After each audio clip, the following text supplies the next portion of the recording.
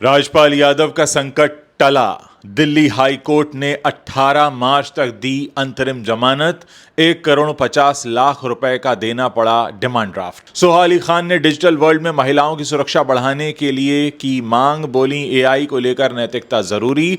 रोहित शेट्टी के घर firing case में नया अपडेट। मुंबई क्राइम ब्रांच ने 6 शूटर्स को किया गिरफ्तार। वायरल हुआ अभिषेक बच्चन का खतरनाक लुक। शाहरुख खान की किंग में करेंगे विलन का रोल। खबरों में आगे बताएंगे आपको, राशा थडानी ने स्टार किड्स के खिलाफ करवाया नेगेटिव पीआर। मां रवीना टंडन ने दिया रिएक्शन। टीवी के टॉप एक्टर करण टैकर का बॉलीवुड में हुआ बुरा हाल, अब छलका दर्द। और सिंगर कुमार शानू ने वैलेंटाइन डे पर बांधा समा। कोलकाता में कुमार शानू को सुनने के लिए बेकाबू हो गई भीड़। नमस्कार दोस्तों, आप देखना शुरू कर चुके हैं Bollywood top headlines of the day. तो चलिए अब आपके सामने इन्हीं खबरों को हम विस्तार से रखते हैं। राजपाल यादव को आखिरकार जमानत मिल गई है।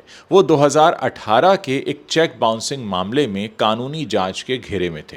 अदालत में तय की गई भुगतान शर्तों को पूरा न करने पर उन्हें फरवरी के पहले हफ्ते में तिहाड़ जेल में सरेंडर करने के लिए कहा गया था। राजपाल 11 दिनों से जेल की सलाखों के पीछे बंद थे। पिछले हफ्ते उनकी जमानत याचिका दिल्ली हाईकोर्ट ने खारिज कर दी थी। अदालत ने 9 करोड़ रुपए का भुगतान बार बार न करने की वजह से उन्हें राहत देने से इनकार कर दिया था। हालांकि अब इस मामले में उन्हें आखिरकार राहत मिल गई है। फिल्म इंडस्ट्री से जुड़े कई लोगों द्वारा आर्थिक मदद के कुछ दिनों बाद सोमवार को राजपाल को जमानत मिल गई। हालांकि यह जमानत अंतरिम है। कोर्ट से उन्हें 18 मार्च तक की रिहाई के आदेश दिए गए हैं। ये जमानत उन्हें 19 फरवरी को अपनी भतीजी की शादी में शाहजहांपुर में शामिल होने के लिए दी गई है। राजपाल यादव के वकील ने हाईकोर्ट को जानकारी दी कि उन्होंने 1.5 करोड़ का डिमांड ड्राफ्ट जमा कर दिया है। साथ ही कोर्ट से उन्हें पासपोर्ट सरेंडर करने का आदेश मिला है। वो बिना इजाज़त देश से बाहर नहीं जा सकते हैं। अब इस मामले में अगली सुनवाई 18 मार्च को होगी। बॉलीवुड एक्ट्रेस और यूनाइटेड नेशंस पॉपुलेशन फंड की sexual and reproductive health and rights advocate Soha Ali Khan ने इंडिया इम्पैक्ट एआई समिट 2026 में महिलाओं और लड़कियों के लिए डिजिटल प्लेटफॉर्म्स को और भी सुरक्षित और सशक्त बनाने के लिए नैतिक और जेंडर रिस्पॉन्सिव एआई को अपनाने पर जोर दिया है। सोमवार को दिल्ली के भारत मंडपम में री-इमेजिनिंग Gender in Technology, Designing Safer Digital Futures and Advancing Ethical AI for Inclusive Platforms विषय पर आयोजित एक हाई लेवल सेशन में सोहा अली खान ने अपने निजी अनुभव को सामने रखते हुए अहम बयान दिया। ऑनलाइन प्लेटफॉर्म्स पर महिलाओं के खिलाफ बढ़ते अपराध और जोखिमों का हवाला देते हुए सोहा अली खान ने कहा कि तकनीक ने लाखों भारतीय महिलाओं के लिए सीखने, काम करने और अपनी बात रखने के नए रास्ते खोले हैं, लेकिन इन अवसरों का पूरा लाभ तभी मिलेगा जब महिलाएं ऑनलाइन खुद को सुरक्षित महसूस करें। हमारे पास ये मौका है कि हम एआई को इस तरह से विकसित करें कि वो महिलाओं की सुरक्षा करे और अधिक से अधिक आवाज़ों को कॉन्फिडेंस के साथ आगे आने में मदद करे। इंडिया एआई इम्पैक्ट समिट के पहले दिन आयोजित ये session United Nations population fund द्वारा इकिगाई लॉ और यूनिवर्सिटी ऑफ मेलबर्न के सहयोग से आयोजित किया गया। इस सेशन में भारत में जेंडर संवेदनशील एआई व्यवस्था और डिजिटल प्लेटफॉर्म्स की जवाबदेही मजबूत करने पर पॉलिसी मेकर्स, बिजनेसमैन, नेताओं और रिसर्चर्स ने विस्तार से चर्चा की। भारत में 100 करोड़ से ज़्यादा इंटरनेट यूजर्स हैं और देश तेज़ी से डिजिटल दुनिया से जुड़ रहा है। फिल्म मेकर रोहित शेट्टी के जुहू स्थित घर पर बीते दिनों हुई हालिया फायरिंग की घटना में पुलिस को नई सफलता हाथ लगी है। क्राइम ब्रांच और पुलिस की जांच में 5 शूटर्स को हरियाणा से गिरफ्तार किया गया है, तो वहीं एक अन्य आरोपी को राजस्थान से पकड़ा गया है। खबरों के मुताबिक ये सभी आरोपियों का फायरिंग की वारदात से सीधा ताल्लुक था। मुंबई क्राइम ब्रांच की टीम ने इनसाइड सोर्सेज के आधार पर छापेमारी की और 6 आरोपियों को हिरासत में ले लिया। पुलिस इन सभी आरोपियों से कड़ी पूछताछ कर रही है। आपको बता दें कि इस घटना के तुरंत बाद लॉरेंस बिश्नोई गैंग के ग्रुप ने इसकी जिम्मेदारी ली थी। वहीं इस मामले को लेकर पुलिस काफी दिनों से मुंबई क्राइम ब्रांच के साथ मिलकर इसकी जांच में जुटी हुई थी। इस जांच में पुलिस ने पहले भी 5 लोगों को गिरफ्तार किया था, जिन्होंने घटना से जुड़े कई पहलुओं के बारे में खुलासा किया था। लेकिन अब पुलिस को एक बड़ी सफलता हाथ लगी है।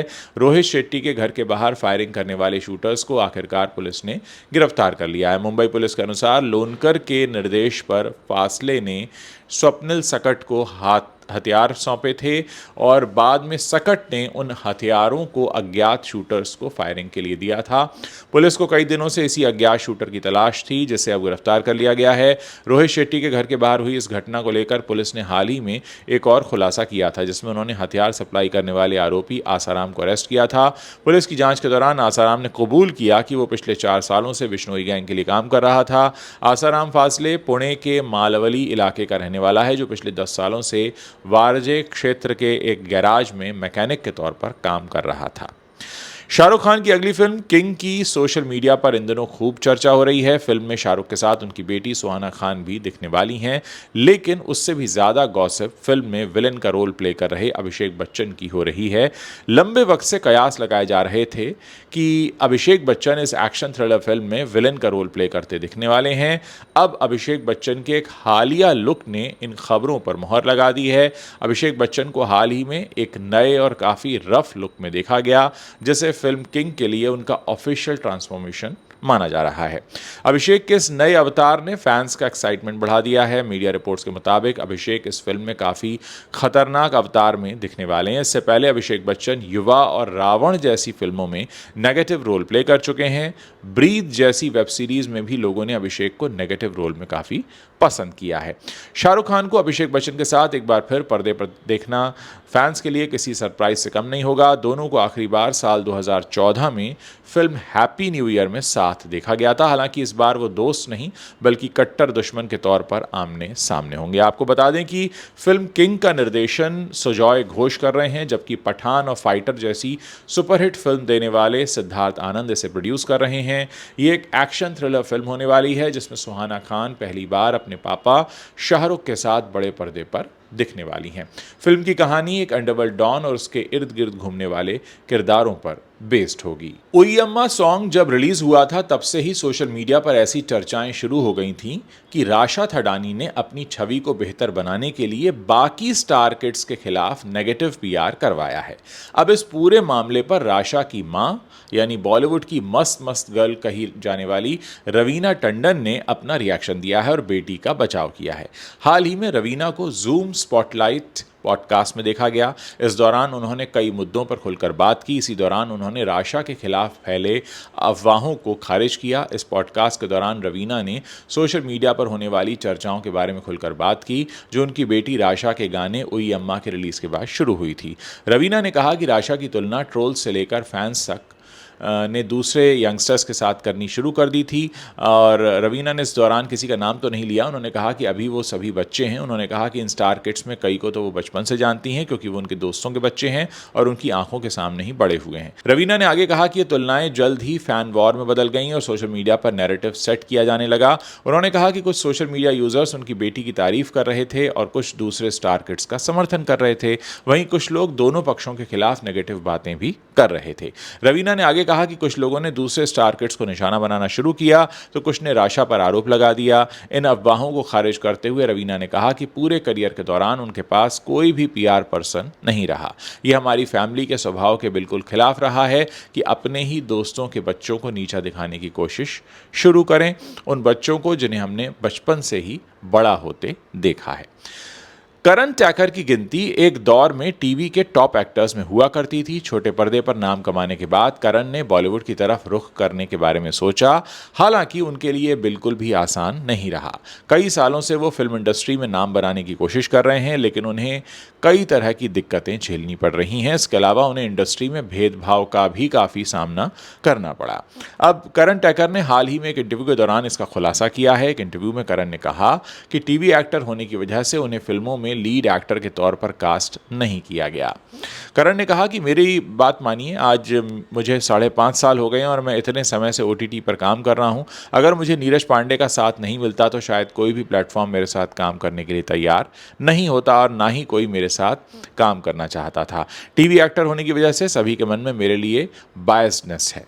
सभी लोग साफ साफ कहते हैं कि टीवी एक्टर्स हो तो फिल्मों में लीड रोल आपको नहीं मिलेगा। ऐसे में मेरा हर जगह विरोध हुआ। करण ने आगे कहा कि ऐसी स्थिति में हमेशा ही कोई ना कोई उन पर भरोसा करता रहा है और इसी वजह से उनके अंदर इतना धैर्य आ पाया है।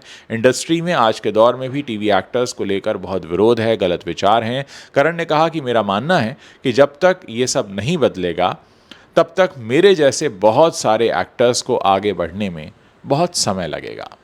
बात करेंगे 90s के सुपरस्टार सिंगर कुमार शानू की, जिन्होंने एक बार फिर से साबित कर दिया है कि वो न सिर्फ अपने समय के सबसे पॉपुलर सिंगर हैं बल्कि हर दौर के कल्ट सिंगर भी वही हैं।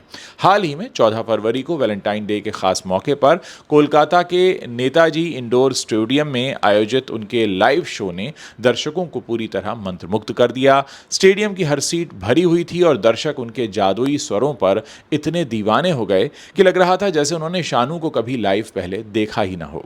सीटियों, तालियों और चीखों से पूरा स्टेडियम गूंज रहा था।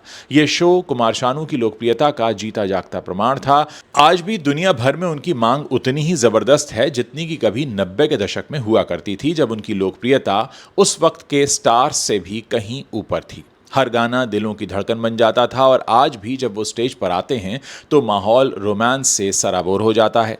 कुमार शानू की आवाज़ में वो गहराई, वो भावना है जो हर पीढ़ी को जोड़ती है। कोलकाता में आयोजित हुए इस शो ने एक बार फिर से साबित कर दिया कि उनकी धुनें समय की सीमाओं को पार कर चुकी हैं। वैलेंटाइन डे की इस शाम ने संगीत प्रेमियों के लिए एक यादगार पल बना दिया। तो दोस्तों, ये हैं वो बॉलीवुड की बड़ी खबरें जो इस वक्त इंटरनेट पर छाई हुई हैं। अगर आप इस वीडियो को पसंद कर रहे हैं तो इसे अपने दोस्तों के साथ शेयर करना मत भूलिएगा। अगर आप हमारे चैनल पर पहली बार आए हैं तो सब्सक्राइब कर सकते हैं ताकि जब भी हम नया वीडियो पोस्ट करें उसकी जानकारी आप तक तुरंत पहुंच सके।